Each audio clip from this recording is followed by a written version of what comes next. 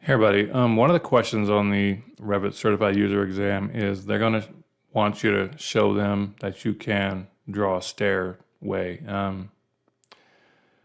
And so what I want to show you is the different ways that you can draw your stair, either the run is in the center of your stair, the run is to the left, the run is to the right. That always confused me, which is, is it left, is it right?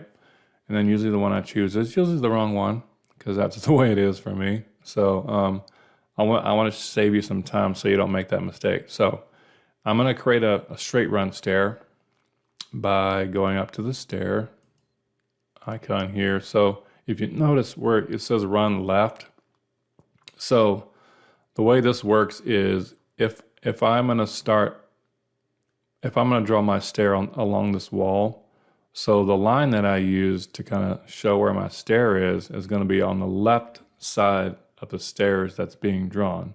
So you'll see what I mean. When I click my endpoint here and drag my mouse up, notice that the line that I'm using to draw this is on the left side of my stairs. So that's kind of how I remember which is what. And I'll just kind of draw it, drag it up, click it, I'll click the finish button there. So that's kind of the run left, and then the run right. Obviously, if I click my stair, if I change it to the right side, so the line that I use to draw my stair is going to be the right side of my stairs, right? To me, that's exactly the opposite of the way that I would think it is. But anyway, so there's that. And obviously, if you draw your stair with the center option, your line's going to be right in the middle, and then you're going to have your stairs kind of equal on both sides of your line there. And there's that one, right? So that's kind of the three options.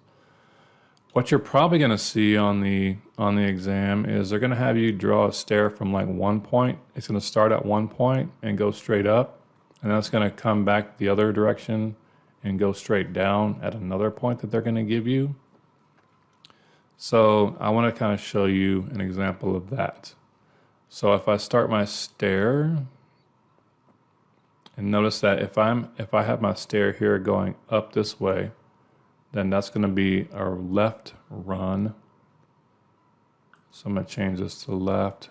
They'll give you a dimension, a width that I want your stair to be, but you can just change it here. So anyway, I'm going to start my stair at this intersection and go. They're going to go up like 8 risers, and you can see as I drag my mouse up, it tells me how many risers are created there down at the bottom there. So that's 8 risers. So I'm going to click here, and then I'm going to start my run there the direction the other way at this intersection here, and I'm going to go straight down the other way, and I just kind of draw it way off more than I need.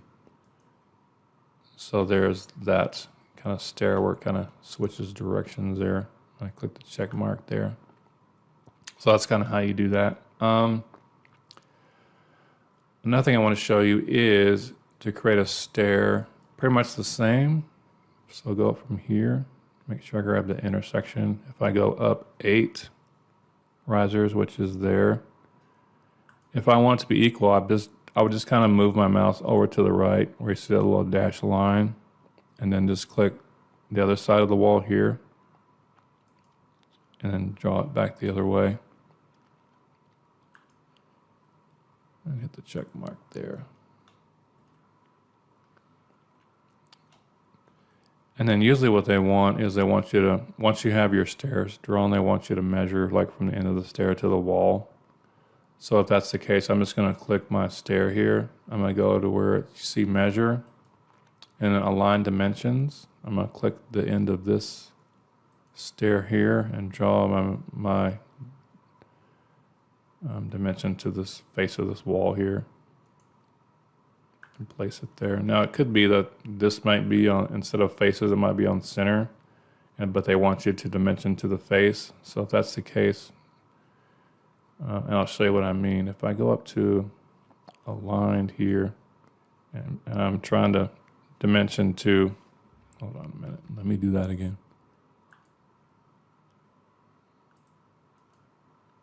So it's to the center here. But if I clicked here and if I tried to dimension it to the face of that wall, it's trying to grab the center. So I have to go up here and just click face of the wall. And now I can dimension to that. And then there's my dimension there. Okay, so that's kind of what you need to know to pass the stair question on the Revit Certified User exam. You can do it.